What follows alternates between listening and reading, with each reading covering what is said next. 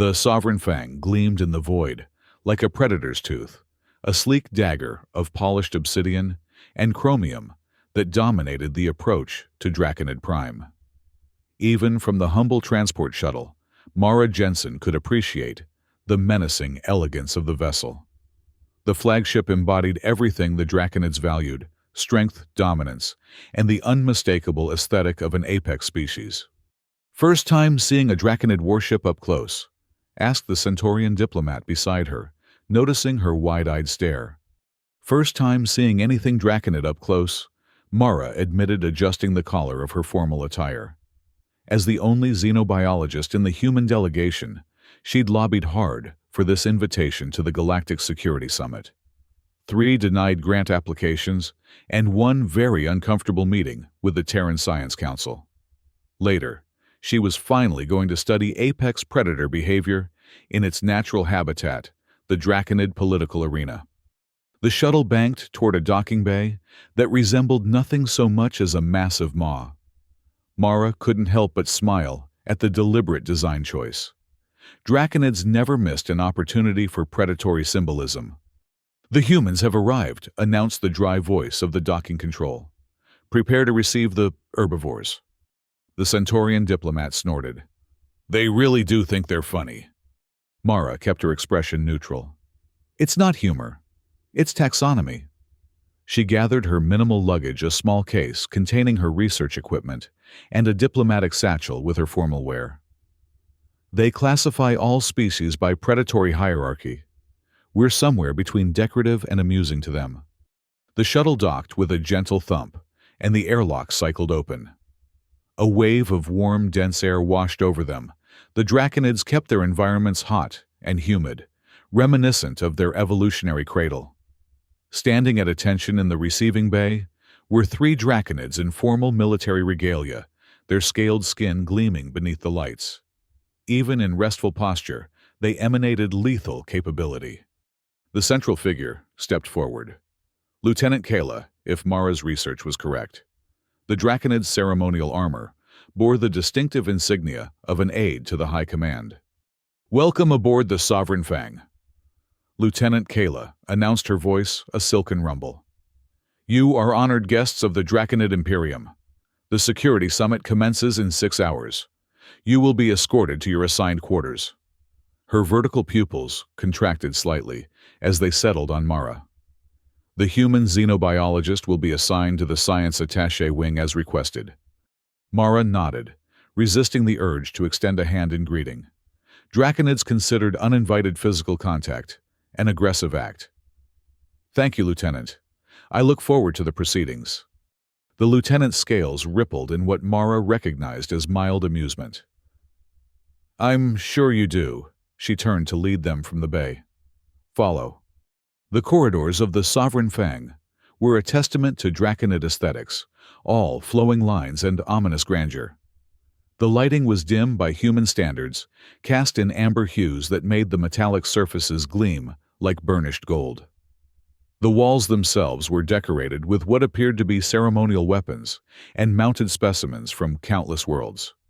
"Your people do love their trophies," murmured the Centaurian diplomat. Lieutenant Kayla's head swiveled with unsettling precision. "Excellence should be displayed, should it not? Each specimen represents a worthy adversary, honored in defeat." Her gaze settled briefly on Mara. "Though some species present insufficient challenge to merit display." Mara bit back a retort.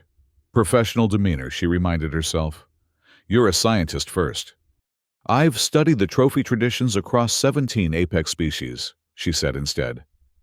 "The psychological need to commemorate the hunt seems universal among predatory evolutionaries. I'd be fascinated to learn more about the criteria for worthy prey." The lieutenant's facial ridges lifted slightly, the Draconid equivalent of raised eyebrows. "Perhaps you'll have the opportunity to discuss the matter with Commander Thal.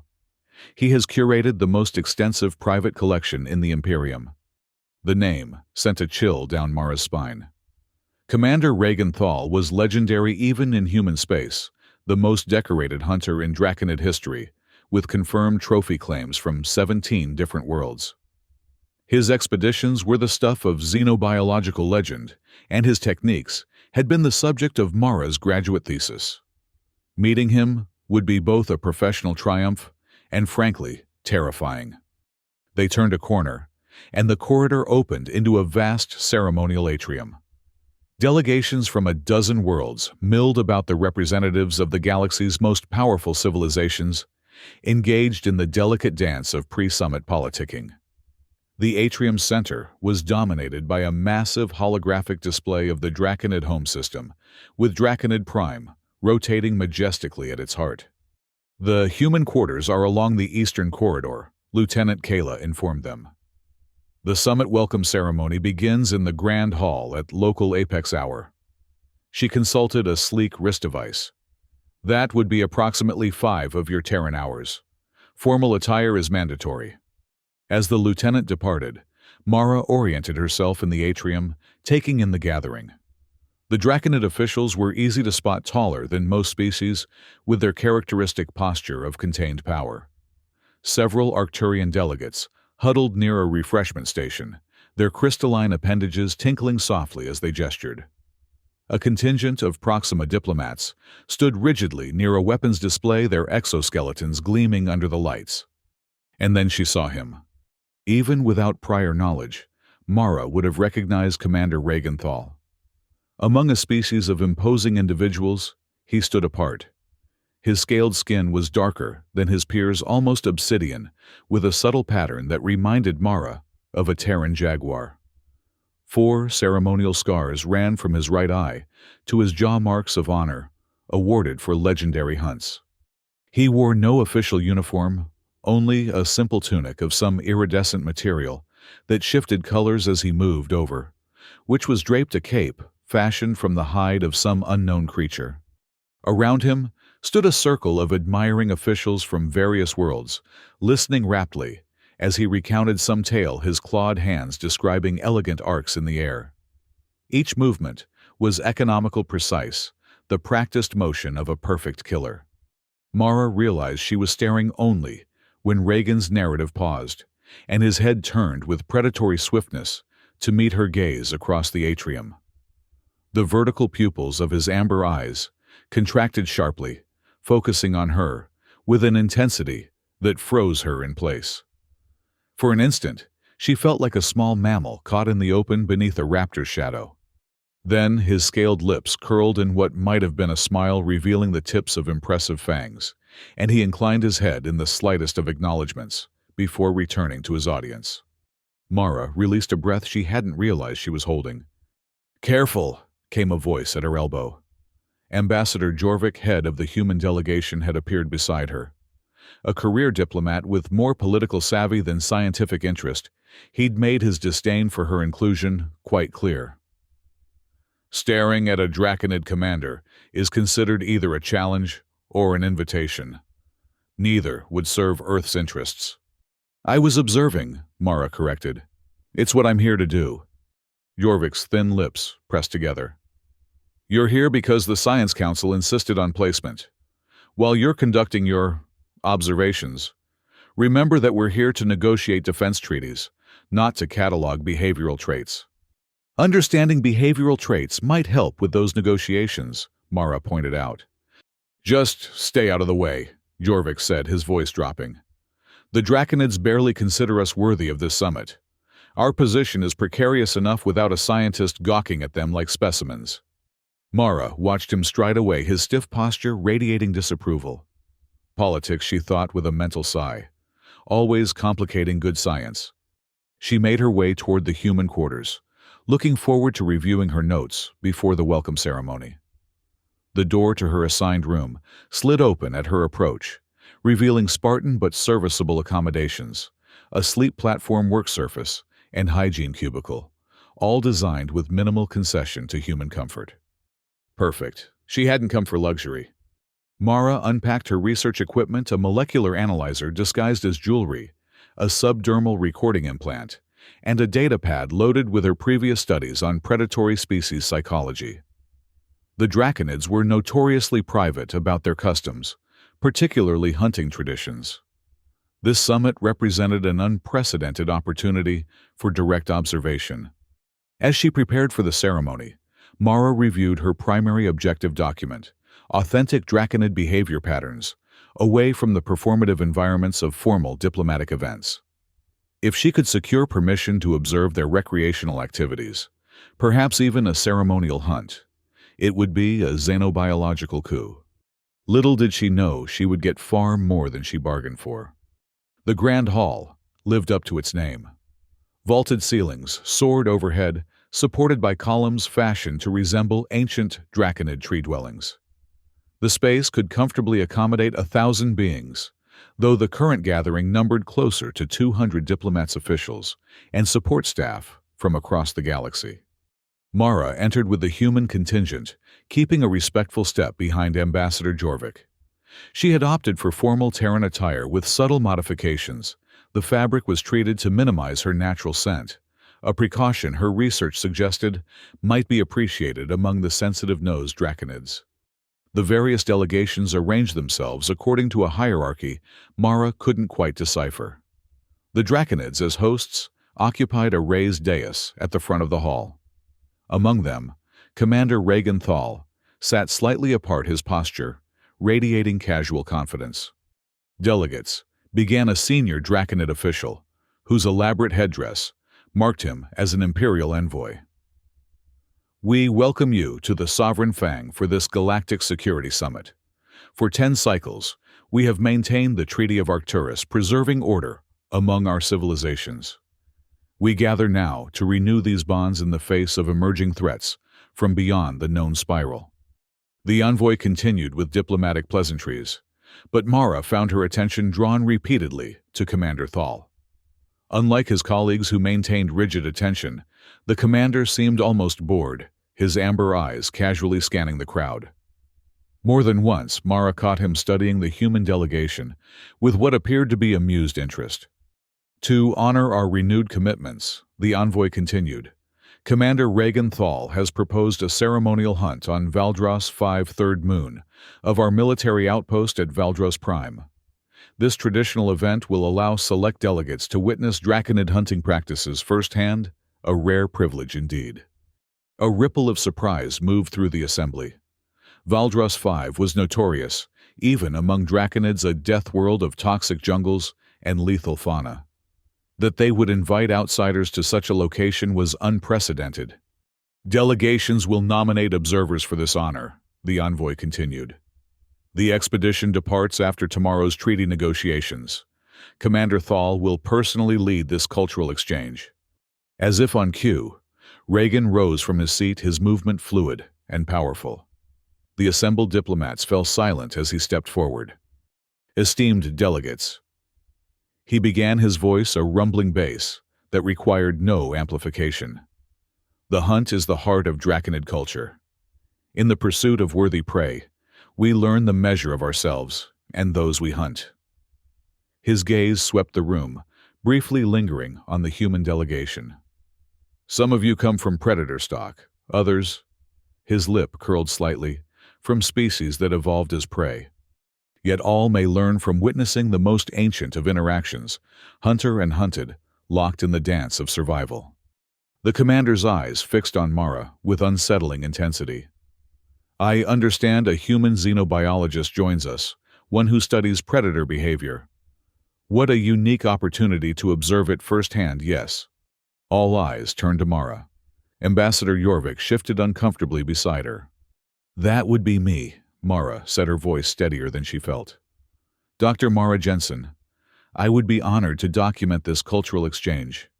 Reagan's scaled lips parted in what might have been a smile or a feeding display. Then it is settled. The human observer shall join my personal expedition group. Ambassador Jorvik leaned toward Mara. What are you doing? He hissed. This wasn't discussed. Advancing human understanding of a potential ally species, she whispered back. Isn't that the point of diplomacy? Before Jorvik could respond, Reagan continued. The chosen delegates will experience a true Draconid tradition.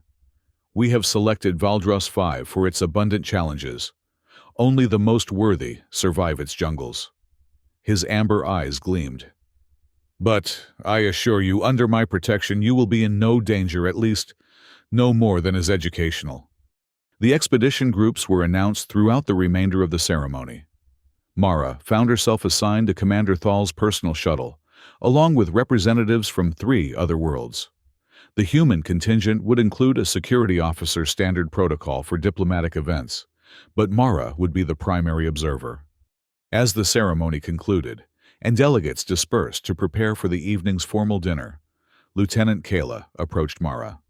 "Dr. Jensen," the Draconid aide, said, her tone formal. "Commander Thal requests your presence in his private study. He wishes to discuss parameters for your observation of the hunt." "Now," Mara asked, surprised at the immediacy. "The commander does not issue invitations lightly," Kala replied, in a tone that suggested Mara should consider herself fortunate. Ambassador Jorvik, overhearing, stepped closer. "Our delegation has preparatory meetings scheduled." "Your meetings can proceed without Dr. Jensen," Kayla interrupted smoothly. "This is a matter of hunt protocol. Surely you wouldn't want your observer to commit some unfortunate cultural error due to insufficient briefing." The implied threat was clear. Jorvik backed down with a diplomatic smile that didn't reach his eyes. "Of course. Dr. Jensen will catch you up afterward." Kayla led Mara through corridors that grew progressively more ornate, indicators of increasing status within the Draconid hierarchy. They finally arrived at a set of doors, fashioned from what appeared to be actual wood, an extravagant display of wealth in spacefaring society. "Commander," Kayla announced as the doors parted, "the human observer." Thal's private study was a trophy room beyond Mara's wildest expectations. Specimens from dozens of worlds lined the walls, preserved creatures in various threatening poses, weapons of countless designs, and artifacts of obvious ceremonial importance.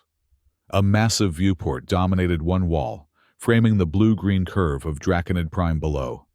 The commander himself stood with his back to them, examining what appeared to be ancient hunting artifacts in a glass display. He didn't turn immediately, a deliberate demonstration of dominance that Mara noted with professional interest. "Dr. Jensen," he said, finally turning with fluid grace, "I trust these accommodations meet your scientific needs."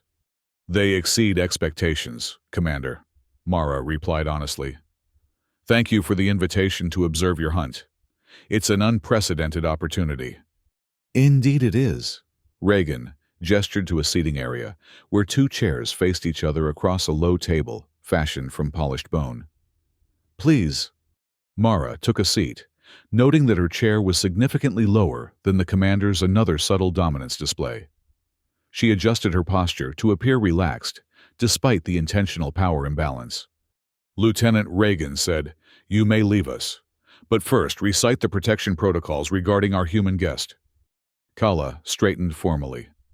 "By order of the Imperial Envoy, the human xenobiologist is granted diplomatic protection throughout the Valdros expedition.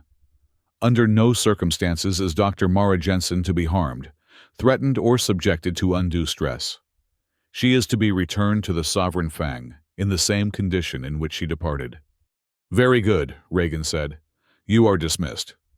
The lieutenant bowed stiffly and exited, leaving Mara alone with the galaxy's most legendary hunter.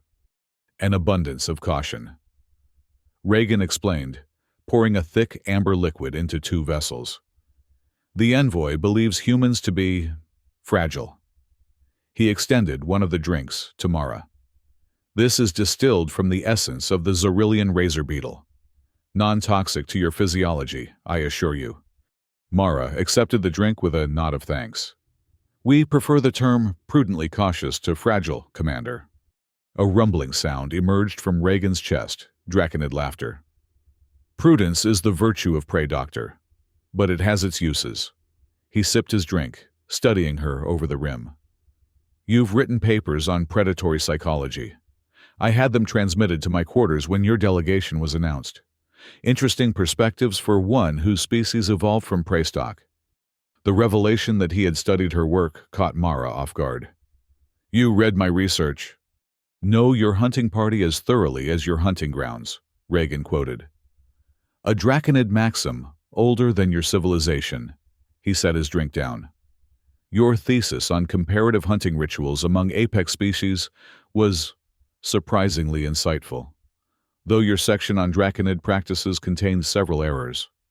Unavoidable given the limited observational data available, Mara said. Your people guard their traditions closely. As we should. Reagan leaned forward slightly. But I find myself curious about your methodologies, your perspectives. The universe becomes predictable when one only consults like minds. You, Dr. Jensen, are decidedly unlike. I'll take that as a compliment.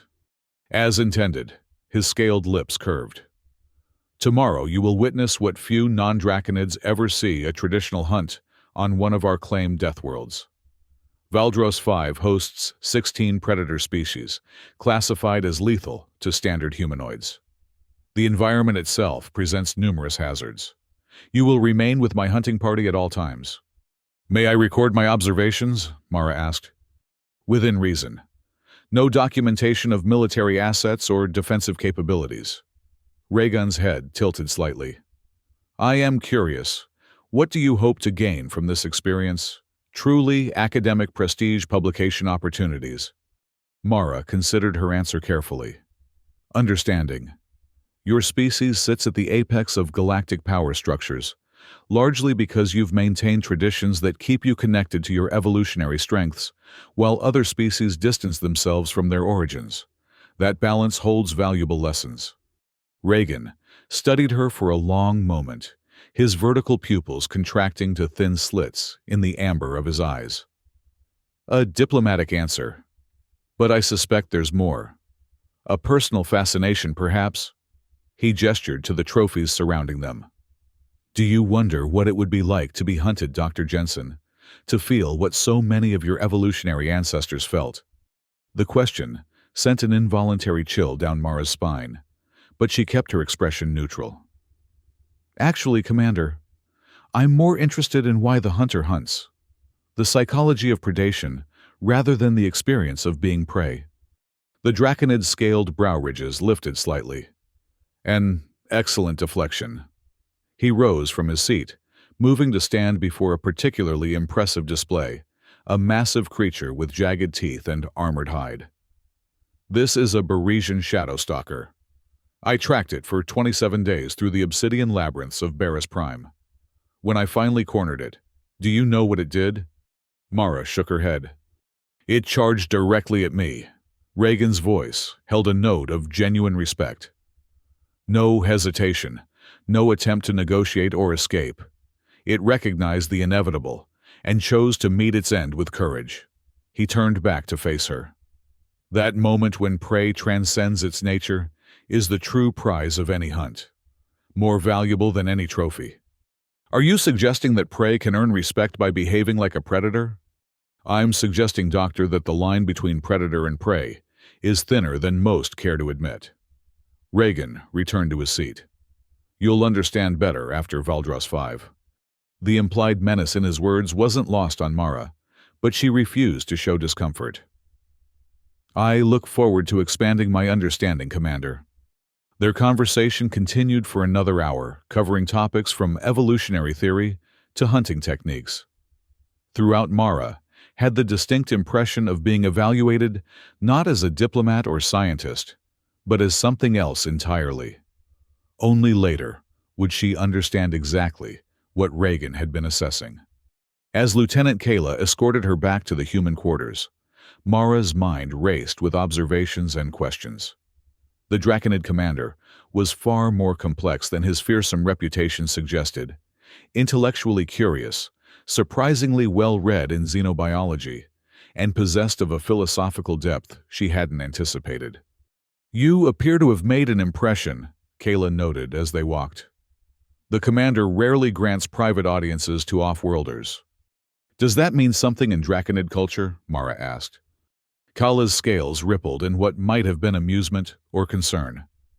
Everything means something in Draconid culture, Dr. Jensen. I suggest you remember that on Valdros 5. After Kayla departed, Mara found Ambassador Jorvik waiting in the human common area, his expression thunderous. "What exactly do you think you're doing?" he demanded, before the door had fully closed behind her. "Private meetings with Commander Thal, volunteering for expeditions to Death Worlds. You're a scientific observer, not a diplomatic representative." "I'm pursuing the research opportunity I came for," Mara replied evenly. "Commander Thal has offered unprecedented access to Draconid hunting traditions. Commander Thal has a reputation for using diplomatic incidents to advance his standing," Jorvik countered. "3 Proximan diplomats disappeared during his last cultural exchange. Their government received formal apologies, and their personal effects nothing more. The Proximan incident was investigated and attributed to environmental hazards," Mara said, though the information gave her pause. "Besides, Lieutenant Kayla recited protection protocols specifically guaranteeing my safety." Jorvik's laugh was bitter. "Protection protocols. You think ceremonial words will protect you if something goes wrong on a planet nicknamed the Devourer by the galaxy's most dangerous predators?" He stepped closer. "Listen carefully. I can't stop this expedition without creating a diplomatic incident, but I'm assigning Security Officer Dravis to stay with you at all times. If Thal so much as looks at you wrong, you signal for immediate extraction." "That seems extreme." "No, what's extreme is the way Thal was looking at you during the ceremony." Jorvik's voice dropped. "I've been in diplomacy for 20 years. I know when someone's being sized up as prey." The shuttle bay hummed with pre-launch activity as the expedition teams prepared for departure. 3 vessels stood ready, sleek Draconid hunters, with predatory lines and matte black stealth plating. Mara arrived with Security Officer Dravis, a stoic woman whose hand never strayed far from her ceremonial sidearm, the only weapon the humans had been permitted to bring aboard the Sovereign Fang. Commander Reagan stood near the lead shuttle, conferring with Lieutenant Kayla and several other Draconids in hunting gear. When he noticed Mara's arrival, he excused himself and approached with that same fluid grace that made every movement seem effortless. "Dr. Jensen," he greeted his amber eyes, taking in her practical attire with approval. "I see you've dressed appropriately for Valdros 5, and brought security." His gaze flickered dismissively over Officer Dravis. "Standard protocol for diplomatic excursions," Mara explained smoothly. "Of course." Reagan's scaled lips curved in what might have been amusement. "Though I assure you, under my protection, no harm will come to you from Valdros 5's predators." Something in his emphasis made the assurance feel less than complete. The expedition team assembled before boarding 12 beings, in total, representing 7 species. Besides Mara and Officer Dravis, there were representatives from Arcturus Proxima Centauri and the Vega Collective, each accompanied by their own security.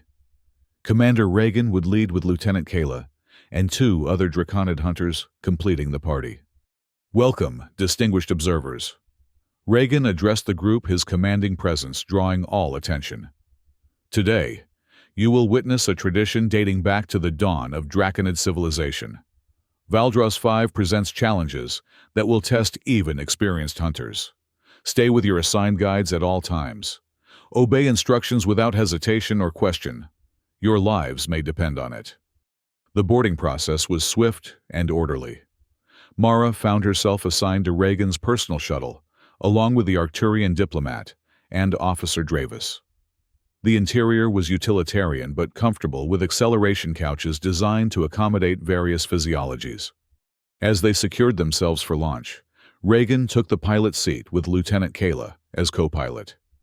The commander glanced back at his passengers. "The journey to Valdros 5 will take approximately 3 hours at standard speed," he informed them. "We'll be traveling through a sector known for atmospheric anomalies. The ride may become interesting." The shuttle lifted off with barely a tremor, Reagan's piloting skill evident in the smoothness of their departure from the Sovereign Fang.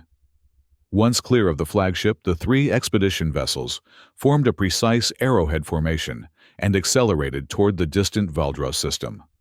Mara used the journey to review her notes on Valdros 5, a moon roughly 1.2 times Earth standard gravity, with a nitrogen-oxygen atmosphere that was technically breathable but laden with toxic spores and volcanic particulates. Its surface was dominated by dense jungles and vast swamps, with active volcanic regions in the northern hemisphere. The moon orbited Valdros Prime, a gas giant that had been converted into a Draconid military outpost of some significance. Approaching the outer atmospheric boundary of Valdros 5, Lieutenant Kayla announced, after nearly 3 hours of uneventful travel. Sensors detect increased ionic activity in the upper troposphere. Possible storm systems along our descent vector. Acknowledged. Reagan replied, his clawed hands dancing across the control interface. Adjust course to approach vector Thal 7. We'll cut beneath the weather. The shuttle banked sharply, dropping toward the swirling clouds of the moon below. Through the viewport, Mara could see the other 2 vessels following their lead. As they penetrated the outer atmosphere, the shuttle began to buffet slightly. Normal turbulence, Reagan assured his passengers without turning. Valdros 5 greets all visitors with resistance. The turbulence increased as they descended the shuttle, now shuddering as atmospheric currents battered its hull. Outside, the clouds had darkened to an ominous purple-black shot, through with flickers of electrical discharge. Storm intensity exceeding predictions. Kayla noted, her voice perfectly level, despite the increasingly rough descent. Recommend adjusting to... Her words were cut short by a massive impact against the shuttle's port side. The vessel lurched violently, throwing Mara against her restraints. Sky Serpent! Reagan snarled, executing an evasive maneuver that sent the shuttle into a controlled spin. Juvenile male from the impact pattern. Mara glimpsed an enormous, sinuous form through the viewport, a creature like a flying eel, easily 20 meters long with phosphorescent patterns rippling along its flanks. It curved through the storm clouds with impossible grace, circling back for another strike. Evasive pattern Thal Epsilon, Reagan ordered. Prepare defensive countermeasures. The shuttle juked hard to starboard, narrowly avoiding the Sky Serpent's second attack. Mara gripped her restraints as the G-forces threatened to plunge her into unconsciousness. Beside her, Officer Dravis had drawn her sidearm, though what good a diplomatic stunner would do against a massive aerial predator was unclear. Commander, Kayla's voice remained steady. Engine 3 is showing critical damage. Hull integrity compromised in 2 sections. We are losing altitude control. A proximity alarm shrieked as a second Sky Serpent joined the first, this one even larger. The 2 creatures moved in perfect hunting synchrony, herding the shuttle toward a bank of storm clouds, crackling with electrical energy. They're using the storm as a weapon, Reagan observed, a note of professional admiration in his voice, despite their peril. Fascinating adaptation. His clawed hands flew across the controls. Initiating emergency landing protocols. Brace for impact. The shuttle plummeted through the cloud layer, emerging into clear air over a vast jungle canopy. Reagan fought for control, the vessel shuddering violently as damaged systems failed in cascade. Through the viewport, Mara could see the other 2 expedition shuttles continuing safely on their original course, untroubled by the predators that had singled out their vessel. Impact in 30 seconds, Kayla announced. Emergency beacon activated. Survival protocols engaged. Reagan glanced back at his passengers, his amber eyes meeting Mara's for a brief, intense moment. Show me what you're made of, Doctor, he said, and then returned his attention to the controls. The shuttle hit the canopy at a shallow angle, shearing through massive trees that ripped away chunks of hull plating. The cacophony was deafening, screeching metal, splintering wood, and the howl of atmosphere rushing through breaches in the hull. Mara squeezed her eyes shut as her acceleration couch tore free from its moorings, sending her tumbling against the bulkhead. Then darkness. Consciousness returned to Mara in painful fragments. First came awareness of the coppery taste of blood in her mouth, then the throbbing pain in her left shoulder, and finally the distant sound of something large moving through foliage. She opened her eyes to a tilted world of green-black shadows. The shuttle lay on its side, torn open, like a discarded food container. Daylight, tinted emerald by the jungle canopy, spilled through massive rents in the hull. The interior was a chaos of twisted metal and shattered equipment. Of her fellow passengers, she saw no immediate sign. "Officer Dravis," she called, her voice raspy from the toxic particulates that now clouded the air inside the ruined vessel. "Lieutenant Kayla, Commander." Movement near what had been the forward section caught her attention. Lieutenant Kayla emerged from a tangle of control interfaces, a deep gash across her scaled forehead, leaking viscous blue fluid.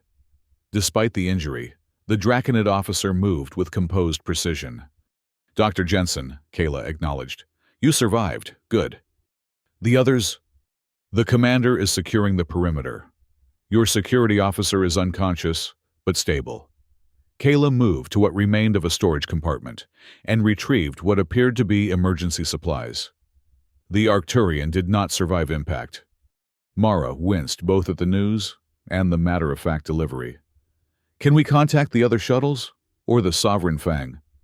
"Communications array was destroyed on impact," Kayla replied. "Emergency beacon is functioning, but Valdros 5's unique atmospheric conditions may delay detection. Rescue protocol estimates retrieval within 72 hours. 3 days, Mara murmured, taking stock of her own injuries. Bruised ribs, possibly a dislocated shoulder, numerous cuts and contusions. Nothing immediately life-threatening. What about the sky serpents? Primarily, high-altitude hunters. They rarely descend to the forest floor. Kayla paused, head tilting in a distinctly predatory manner. However, our impact will have attracted attention from ground-dwelling predators. We should relocate to more defensible position once your officer regains consciousness. A shadow fell across the shuttle's interior as Commander Reagan appeared in one of the hull breaches. Even after a crash landing, he moved with deadly grace, his hunting attire torn, but his composure unshaken. A projectile weapon of unfamiliar design was slung across his back. "The impact zone is temporarily secure," he announced, dropping lightly into the shuttle's interior. His gaze swept over Mara with clinical assessment. "You're injured, but ambulatory. Good. We have limited time before scavengers converge." Mara stood shakily, testing her balance. "What's our status, Commander?" "Dire, but not unsurvivable." Reagan's scaled lips curled in what might have been a smile. "The shuttle is beyond repair. Our communications are severed. We are approximately 150 kilometers from the designated hunt site, where the other shuttles will land." He retrieved a compact device from his utility belt and activated it, projecting a topographic map of their surroundings. "We have 2 options." "I assume one is to wait for rescue," Mara said. "Correct. The emergency beacon should eventually bring assistance." Reagan's tone suggested he found this option distasteful. "However, Valdros 5's particulate storms interfere with standard scanning. Rescue could take significantly longer than the projected 72 hours. And the second option." The commander's amber eyes gleamed. "We journey overland to rendezvous with the other hunting parties. 150 kilometers of the most challenging terrain and most lethal predators in the Draconid sphere of influence." Before Mara could respond, a low groan announced Officer Dravis regaining consciousness. The security officer struggled to a sitting position, her hand instinctively going to her sidearm, which was no longer in its holster. "Your weapon was damaged beyond use in the crash," Reagan informed her. "A pity. Though against Valdros 5's native fauna, it would have provided little more than momentary distraction." Dravis's eyes narrowed. "Convenient," she muttered, then turned to Mara. "Doctor, are you all right?" "I'm functional," Mara replied, helping the officer to her feet. "We were just discussing our options." Reagan repeated the alternatives, his attention now seemingly focused on collecting viable equipment from the wreckage. While he worked, Mara pulled Officer Dravis aside. "Something feels wrong about this," Dravis whispered. "Sky serpents are territorial hunters. Why would they attack just our shuttle? And Thal seems remarkably unconcerned about our situation." "Draconids place high value on facing and overcoming danger," Mara replied, though she shared the officer's unease. "For them, This might be an opportunity, rather than a disaster.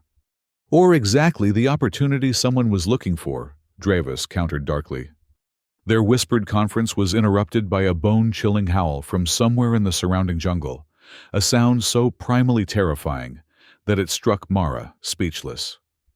The call was answered by similar cries from multiple directions. Valdrosian stalkers. Reagan identified, ceasing his salvage efforts. Pack hunters. They've caught our scent. He slung a makeshift pack over his shoulder and moved toward a breach in the hull. Decision time is over.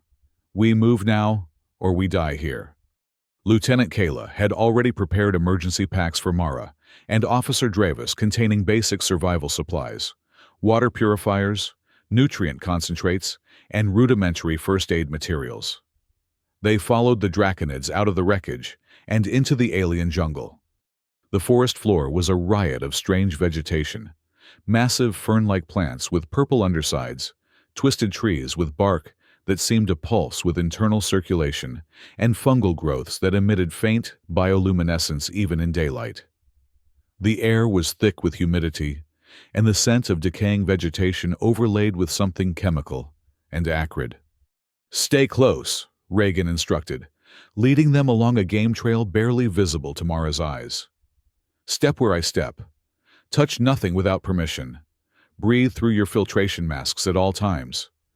They moved in tense silence for nearly an hour, putting distance between themselves and the crash site. The sounds of pursuit cracking vegetation and those haunting howls faded behind them, though Mara had no illusion they had lost their trackers permanently. When they finally paused in a small clearing, Reagan turned to face them, his expression unreadable. "We have evaded immediate danger," he announced. "Now we must address our situation realistically." His gaze settled on Mara. The journey to the rendezvous point would be challenging for experienced Draconid hunters. For humans, even fit ones, it is likely impossible. "We can make it," Officer Dravis insisted. "We've both had survival training." "Not on Valdros 5, Reagan countered. "This world has broken stronger species than yours." He paced the small clearing scales, catching the dappled light, filtering through the canopy. "However, there is an alternative one, more aligned with Draconid tradition." A sense of foreboding settled over Mara. "What alternative, Commander?" Reagan's amber eyes fixed on her with predatory focus. "A hunt." The silence that followed was broken only by the alien calls of distant creatures. "Explain," Mara said, finally her scientific curiosity momentarily overriding her apprehension. "Among my people, when circumstances force unlikely companions together in hostile territory, we may invoke the ritual of survival challenge," Reagan explained. "It is both a test and an honor. One becomes the quarry, the other the hunter. If the quarry evades capture for a specified time, they earn the right to be considered an equal, no longer prey, but respected adversary. And if they don't," Officer Dravis asked, tension evident in every line of her body. Reagan's scaled lips curved. "Then tradition is satisfied in the usual manner." "You want to hunt Dr. Jensen," Dravis stated flatly, moving protectively in front of Mara. "I offer Dr. Jensen the opportunity to prove herself worthy of Draconid respect," Reagan corrected. "She would be given a 12-hour head start. If she evades me for 72 hours, the same time frame as our expected rescue, she wins not only her life, but a place of honor among my people." "And you expect us to believe you'd honor such an agreement?" Dravis challenged. Officer Kayla interjected sharply. "The commander's word is beyond question. The ritual of survival challenge is sacred tradition. Its outcomes are binding under pain of eternal dishonor." Mara studied Reagan carefully. "This was your plan all along, wasn't it? The other shuttles weren't attacked because the Sky Serpents were directed to target ours specifically." Reagan's expression remained neutral, but there was new appreciation in his eyes. "You are perceptive, Dr. Jensen, not a common trait among prey species." "Ambassador Jorvik warned me about your reputation," Mara continued. "The Proximan diplomats who disappeared during your last cultural exchange They weren't killed by environmental hazards, were they? They failed their challenge, Reagan replied simply. As may you. But they were given fair opportunity to succeed, as will you. Officer Dravis's hands clenched into fists. This is a violation of diplomatic protocol. Dr. Jensen has protection status. A status that means nothing here, Reagan cut her off. Valdros 5 recognizes only the law of survival. But rest assured, if Dr. Jensen prevails, she will be returned to the Sovereign Fang with full honors and valuable data for her predator behavior studies. He turned his attention fully to Mara. After all, what better way to understand predator psychology than to experience it from the prey's perspective? Mara's mind raced. The situation was dire, but not without opportunity. She had studied draconid hunting behaviors for years, their patterns, their thought processes, their cultural markers. If anyone could survive such a challenge, she had better odds than most. "And Officer Dravis?" she asked, knowing the answer, but needing to hear it. "Lieutenant Kayla will ensure your officer's safety during the challenge," Reagan said. "She will not be hunted." "Unless I refuse your challenge," Mara guessed. "Then what happens?" Reagan's eyes narrowed. "Then we return to our first option, attempting to reach the rendezvous point. But I cannot guarantee protection for either of you against Valdros 5's predators without your participation in the ritual. The challenge at least offers clear terms and boundaries." It was Mara realized a masterfully constructed trap. Refuse the challenge and face certain death in the jungle. Accept, and at least have a defined framework within which to operate and the slim chance of survival. "Doctor, you can't seriously be considering this," Dravis protested. "He's manipulated this entire situation." "Of course he has," Mara replied quietly. "That's what apex predators do. They create favorable hunting conditions." She met Reagan's amber gaze directly. "Before I accept or decline, I want to understand the parameters. What weapons are permitted? What boundaries exist?" "You may use anything you salvage from the crash site or find in the jungle," Reagan explained. "I will hunt with traditional weapons only, no energy projectors or tracking technology." He activated his holographic map again. "The hunting grounds will extend 10 kilometers in all directions from this point. Beyond that, other predators claim territory even I would not casually violate." "And what constitutes victory for you, Commander? My death, my capture?" Reagan studied her with what might have been respect. "I seek a worthy trophy, Doctor. In draconid tradition, the specific nature of that trophy depends on the quarry's performance during the hunt." The implication sent a chill down Mara's spine, but she maintained her composure. This was, after all, the most direct observation of draconid hunting psychology she, or any human, had ever been offered. Terrifying, yes, but also potentially groundbreaking. "I have one condition," she said finally. "All aspects of this hunt must be recorded for scientific purposes. If I survive, the data becomes part of the official record." Reagan's scaled brow ridges lifted slightly. "Even in the face of death, you remain a scientist. Admirable." He considered for a moment. "Agreed.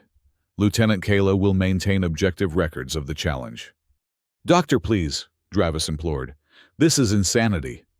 "No," Mara replied, her decision made. "This is research." She turned back to Reagan. "I accept your challenge, Commander." The draconid's expression shifted to one of genuine pleasure. "Excellent. Your head start begins now. I recommend you use it wisely." Mara didn't waste a second. Gathering her emergency pack, she turned to Officer Dravis. "Stay with Lieutenant Kayla. If I don't make it, make sure my data reaches Earth." Then, with a last glance at Reagan, she plunged into the alien jungle. The first 6 hours were dedicated to pure distance. Mara pushed herself to maintain a steady pace, away from the clearing, using the filtered sunlight to establish a rough, westward heading. Her xenobiology training included basic survival skills on alien worlds, and she put every lesson to use, identifying water sources safe for filtering, recognizing toxic flora by structural patterns, and masking her trail where possible. By the time darkness began to fall, she had covered perhaps 15 kilometers of difficult terrain. Her body ached from the crash injuries and the punishing pace, but fear and determination kept her moving until visibility became too poor to continue safely. Finding a massive hollow tree with a concealed entrance, Mara created a makeshift shelter for the night. As she tended to her injuries with the limited medical supplies in her pack, she cataloged her assets and liabilities with scientific detachment. Assets: knowledge of draconid hunting psychology, survival training. The element of surprise Reagan would expect her to run, not to set traps or attempt counterattacks. Liabilities: unfamiliar environment, limited supplies, physical disadvantages in strength, sensory acuity, and endurance compared to a draconid hunter. The conclusion was inescapable: she couldn't outrun or overpower Reagan. Her only chance lay in outsmarting him, using his predatory instincts against him. With that framework in mind, she began to formulate a strategy. Dawn brought a new challenge. Standing water had collected on the massive leaves outside her shelter, and when the first rays of sunlight struck them, they began to release a thick, noxious vapor. Mara quickly packed her gear and moved out, grateful for the filtration mask that protected her from the worst effects. Her second day was devoted to preparation. Rather than maximizing distance, she focused on creating false trails, setting rudimentary alarms from salvaged shuttle components, and identifying terrain features she could use to her advantage. By midday, she had established a perimeter of early warning systems around a defensible position, a rocky outcropping with multiple escape routes. Then she waited, using a small reflective panel from her emergency pack, to watch for movement in the jungle below. Hours passed with nothing but the normal rhythms of alien wildlife, until, as the second sunset approached, her first alarm triggered. Mara froze, scanning the tree line. There, a shadow moving with deliberate grace between massive fern structures. Reagan had found her trail far sooner than she had hoped. She abandoned her position, immediately slipping away through a pre-scouted escape route, while the commander investigated her decoy camp. Night would provide some cover, but she knew draconids had superior low-light vision. Her only advantage was that Reagan seemed to be hunting alone without Lieutenant Kayla or tracking beasts. For the next day and a half, the pattern repeated with escalating intensity. Mara would establish a position, set traps and alarms, then flee when Reagan inevitably drew near. Each encounter came more quickly than the last, as the commander learned her tendencies and anticipated her movements. What began as a desperate flight gradually evolved into a deadly dialogue, a conversation conducted through tactics rather than words. Mara learned that Reagan favored patience over direct pursuit, that he would often circle left when tracking, that he preferred high ground for observation. In return, she adapted, varying her patterns, using natural features to mask her scent, and once memorably doubling back behind him to study his own tracking methods. That particular gambit nearly ended in disaster when he sensed her presence, but it provided valuable insights into his hunting style. By the dawn of the third day, the final stretch of her 72-hour challenge exhaustion had taken a severe toll. Mara's injuries from the crash had been compounded by scrapes, toxic plant exposures, and the effects of limited rest. Her supplies were nearly exhausted, and Reagan had driven her into increasingly hazardous terrain. She found herself in a network of shallow ravines carved by ancient water flows. The space was claustrophobic, offering limited visibility and few escape routes, but it provided one critical advantage: the rocky ground would make tracking by scent nearly impossible. As midday approached, Mara took refuge in a narrow crevice, allowing herself a brief rest. According to her timekeeper, she had approximately 12 hours remaining in the challenge. If she could evade Reagan until sunset, and through one more night, she would win not only her life, but a unique place in human-draconid relations. A distant sound pulled her from semi-consciousness, not the stealthy approach of her hunter, but something larger and less controlled. She peered cautiously from her hiding place and froze at what she saw. Less than 50 meters away, moving with surprising speed for its bulk, was a creature unlike any in Earth's evolutionary history. It resembled a massive warthog crossed with a crocodile, its armored hide glistening with some viscous secretion. 6 powerful limbs propelled it across the ravine floor, while multiple eyes scanned in different directions simultaneously. Most terrifying were its jaws, a circular maw, ringed with concentric rows of teeth that rotated independently. A Voragox beast. Mara had read about them in her preparation for the expedition. Apex predators, even by Valdrus 5 standards, typically solitary hunters that claimed vast territories. This one was heading directly toward her position, either by coincidence or drawn by some sign of her presence. She had no chance against such a creature. Even Reagan, for all his hunting prowess, would be hard-pressed to face a Voragox alone. Her only option was immediate retreat, but any sudden movement would certainly draw the beast's attention. As she calculated her odds, a shadow detached itself from a rocky outcropping above the ravine, Reagan moving into position for what he clearly thought would be the final confrontation of their hunt. He hadn't yet spotted the Voragox approaching from his blind side. Mara faced an instantaneous ethical dilemma. She could remain hidden, allowing the Voragox to surprise Reagan, likely resulting in his death and her victory by default. Or she could warn him, potentially sacrificing her own chance at survival. Science versus humanity. Data versus ethics. The researcher's dilemma in its most primal form. "Commander," she called sharply, her voice echoing off the ravine walls. "Voragox at your 6. Reagan's reaction was instantaneous. He pivoted, weapon raised, just as the Voragox charged with a blood-chilling roar. The commander fired twice the projectiles, striking the creature's armored hide with minimal effect. The beast barreled into the rocky slope, narrowly missing Reagan, as he leapt aside with preternatural grace. Mara's warning had cost her concealment. She scrambled from her hiding place, seeking higher ground, as the Voragox wheeled around for another charge. Reagan now stood between her and the beast, his hunting spear deployed to full extension. "Run, Doctor!" he shouted, never taking his eyes off the Voragox. "This challenge is suspended in the face of greater threat." Instead, Mara moved to a flanking position, grabbing a fallen branch as a makeshift weapon. "It's tracking by thermal signature," she called, recalling her research.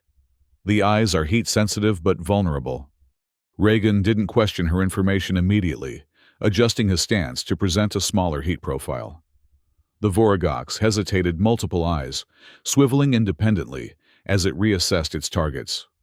What followed was a desperate battle unlike anything in Mara's experience. She and Reagan moved in unconscious coordination, he engaging the creature directly with spear and dagger, she circling to distract and confuse its sensory array. When the beast focused on Reagan, she would strike at its eyes or sensory nodes. When it turned on her, the commander would drive his spear into vulnerable points between its armor plates.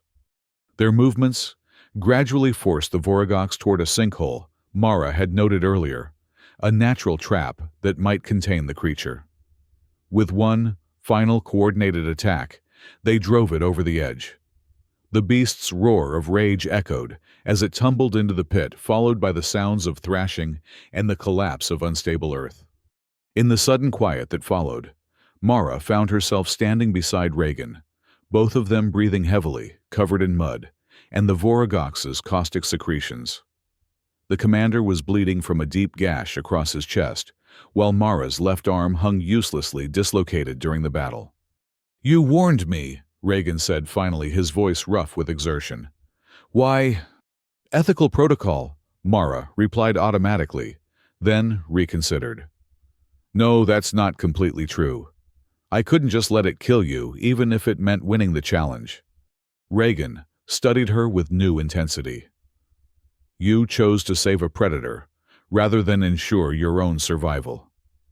He straightened to his full height, despite his injuries. "In 7 centuries of hunting across 17 worlds, I have never had prey make such a choice."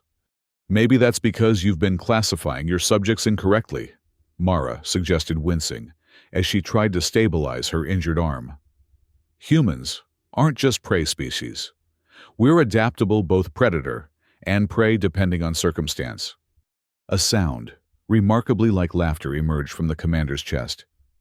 Indeed. He reached into a pouch at his belt and withdrew a small metallic emblem, which he held out to Mara. By the ancient traditions of the Draconid Imperium, I declare this hunt complete. You have earned not merely survival, but respect.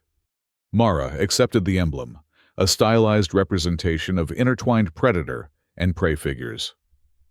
Does this mean we can stop trying to kill each other and focus on getting rescued? It means, Dr. Jensen, that I no longer hunt you as prey. Reagan's scaled lips curved in what was unmistakably a smile. Instead, I guard you as honored quarry turned equal, a far more sacred responsibility. He gestured toward higher ground. Come. We should find Lieutenant Kayla and your Officer Dravis. Together, we can repair the emergency beacon to speed our extraction.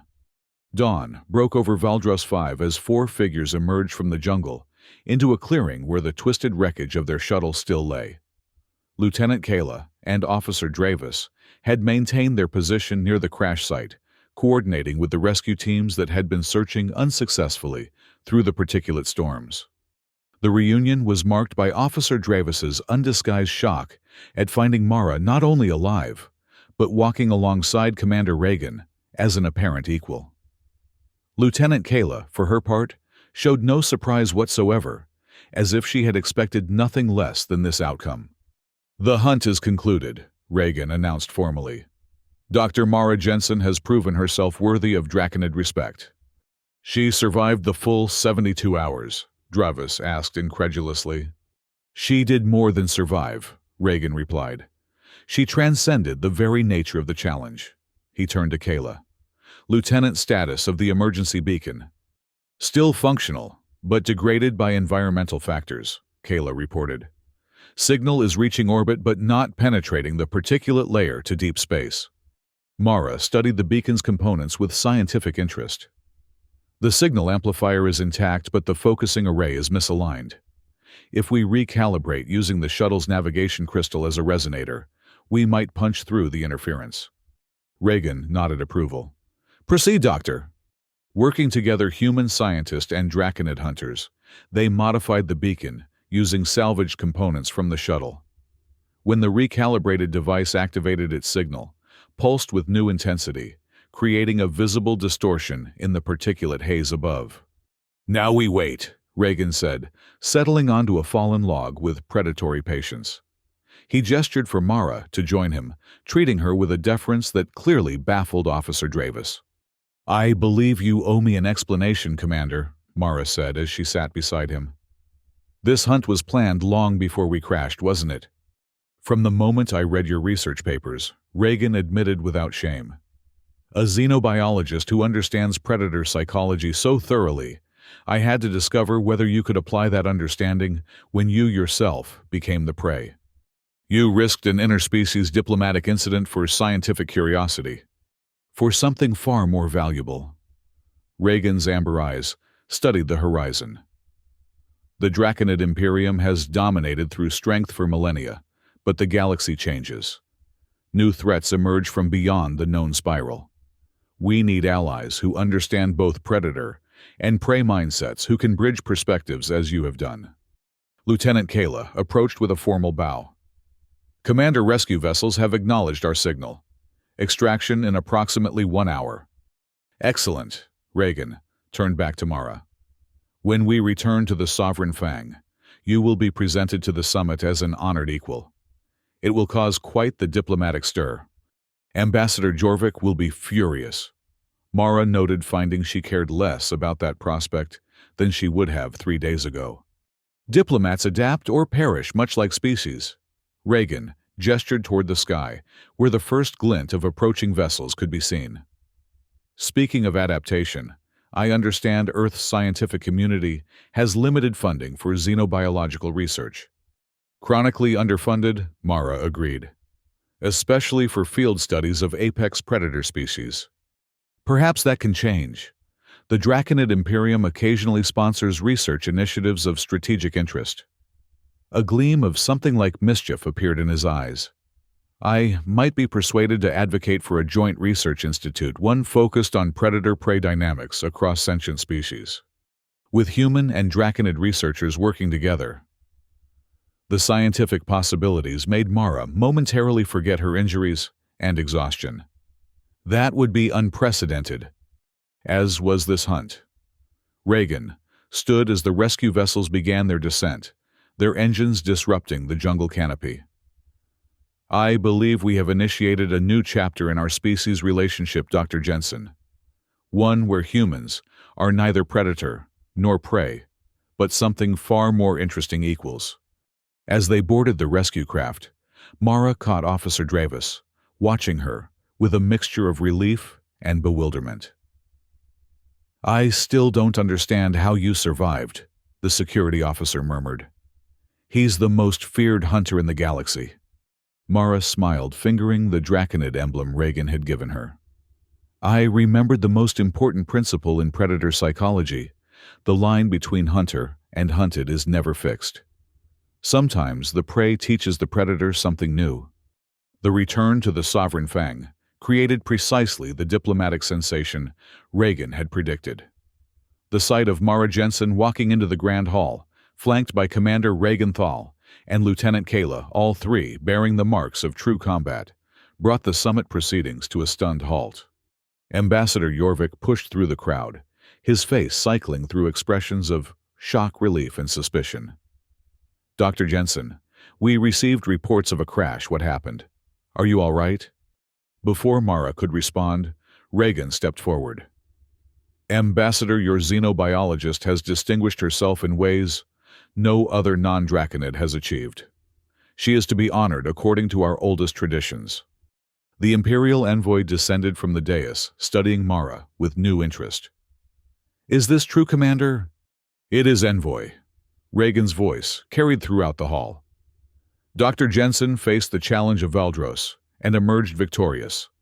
More importantly, she demonstrated the principle of transcendent prey, choosing to save a predator at risk to herself.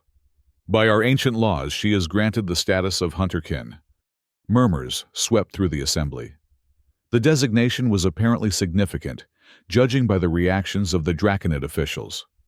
Ambassador Jorvik looked completely lost, while the representatives of other species watched with varying degrees of surprise and calculation.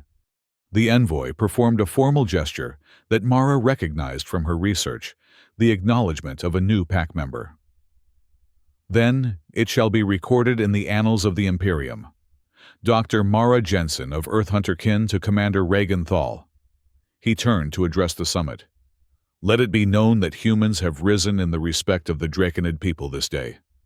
The formal ceremony that followed was a blur for Mara, ritual words in the ancient draconid tongue, the presentation of symbolic hunting implements, the marking of her forehead with pigment that signified predator recognition. Throughout, she maintained a scientist's observational detachment, cataloging each element for later documentation, while simultaneously appreciating the evolutionary and cultural significance of what was unfolding. When the ceremony concluded, Ambassador Jorvik cornered her at the earliest opportunity. What have you done? He demanded in a harsh whisper. You were sent to observe, not to participate in alien rituals. I've advanced human diplomatic standing more in 3 days than cautious negotiation has achieved in a decade, Mara replied calmly. The draconids respect strength and adaptability above all else. We've demonstrated both. By allowing yourself to be hunted like an animal. By proving humans are neither simple predators nor simple prey, but something more complex. She nodded toward Commander Reagan, who was engaged in conversation with the envoy. They've offered to sponsor a joint research institute, the first collaborative project between our species. Jorvik's expression shifted subtly as the political implications registered.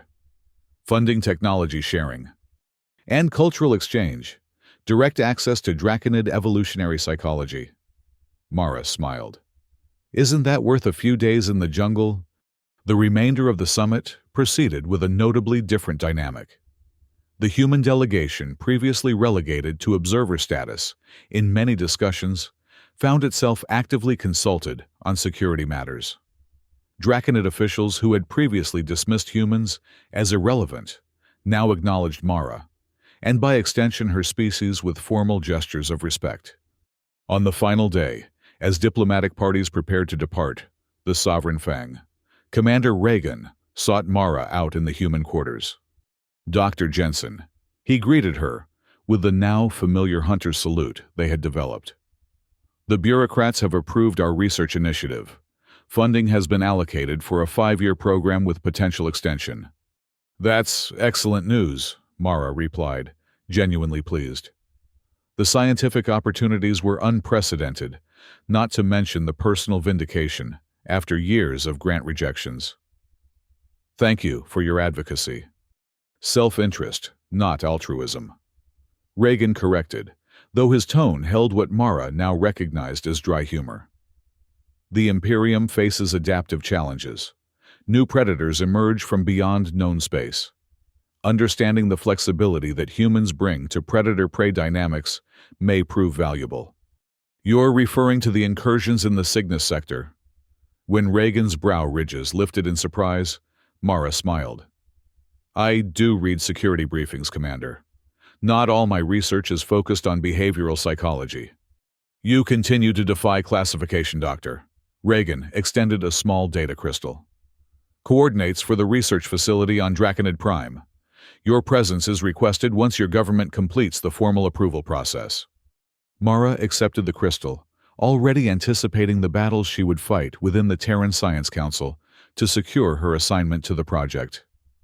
I'll be there, though perhaps we could choose a less dangerous method of transport next time. Where would be the challenge in that? Reagan's scaled lips curved in his now familiar smile.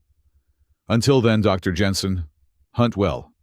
Hunt well, Commander, she replied, having learned that among Draconids, it was the highest compliment one could offer. As Mara watched him depart, she reflected on the unexpected turn her research expedition had taken. She had come seeking data on predator psychology and found herself redefining the very categories she had studied for years. Predator and prey hunter, and hunted the boundaries were more fluid than even she had realized. The human transport would depart within hours, carrying her back to Earth and the skeptical committees that awaited her reports. They would demand explanations, justifications, and exhaustive documentation of everything that had transpired on Valdros 5. Mara smiled to herself as she packed her significantly expanded research materials. Let them ask their questions. She had discovered something far more valuable than she had sought, not just data on how predators think, but insight into how predator and prey could transcend their natural roles to create something new. As the transport pulled away from the Sovereign Fang, Mara gazed out at the stars that would guide her journey home. Somewhere out there beyond the known spiral, new challenges awaited challenges that would require the unique perspective she had gained in the jungles of Valdros 5. She fingered the Draconid emblem she now wore as a pendant. Predator and prey intertwined in endless dance, not enemies, but partners in the greater hunt for survival. It was a lesson worth the scars she would carry, and one she intended to ensure humanity never forgot.